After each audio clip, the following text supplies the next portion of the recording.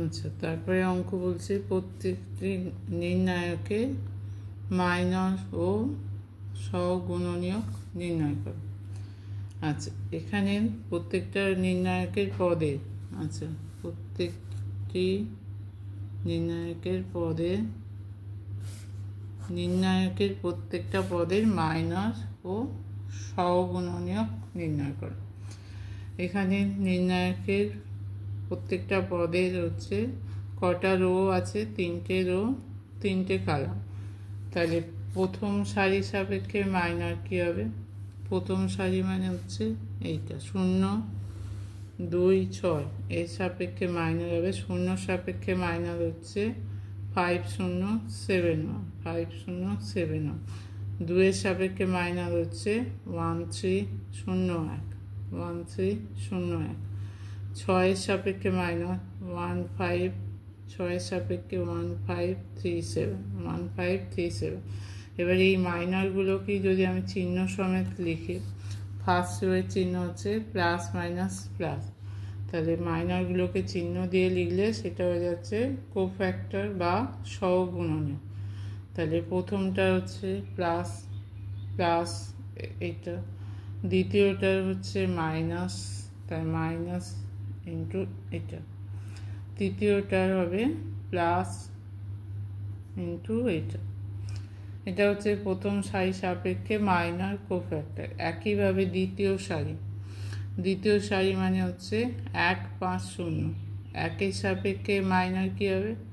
1-এর সাপেক্ষে হচ্ছে 2 7 6 1, 2 7 6 1। 5-এর সাপেক্ষে কী হবে? 0 3 6 1, 0 3 6 1। আচ্ছা, 0 সাপেক্ষে হচ্ছে 2 7 6, 2 7, এই 0 3 2 7, 0 3 2 7।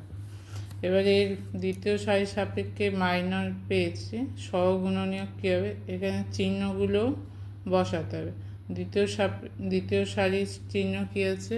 মাইনাস প্লাস মাইনাস, তাহলে এখানে ওই মাইনাসের সঙ্গে চিহ্নগুলো দিয়ে লিখতে হবে। তাহলে প্রথমটা মাইনাস এটা, প্লাস হচ্ছে দ্বিতীয় মাইনর, মাইনাস থার্ড মাইনর। একইভাবে তৃতীয় সারি সাপেক্ষে মাইনর হবে, তৃতীয় সারি হচ্ছে 3 7 1, এই পদগুলো সাপেক্ষে মাইনর হবে। 3 এর কী হবে? 2 5 6 0, 2 5 6 0। 7 এর হচ্ছে 0 1 6 0, 0 1 6 0। 1 এর হচ্ছে 0 2 1 5, 1 0 2 1 5, 0 2 1 5। তৃতীয় সারির সাপেক্ষে মাইনর।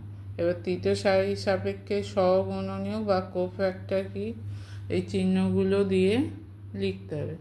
প্লাস প্রথম minor, minus second minor, plus third minor.